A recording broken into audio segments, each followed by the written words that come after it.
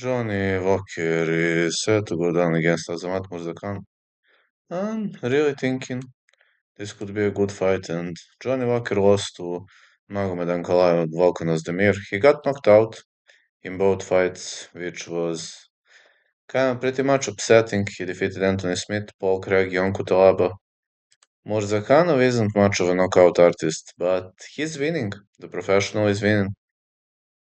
No losses throughout his career, 5'10", 71.5 inches of reach. Fighting out of New Jersey, this Nalchik-born fella is undefeated. He destroyed Alonzo Manifield, Devin Clark, Teflon Chukwi, Dustin Jacoby. I think somebody is going to sleep, really, but Johnny Walker's chin is pretty questionable. It got cracked on many occasions, and I have a feeling that Azamat Murzakanov is going to knock him out, or at least dominate the mats. I think Murzakanov to win, but official prediction will be the fight will not go the distance.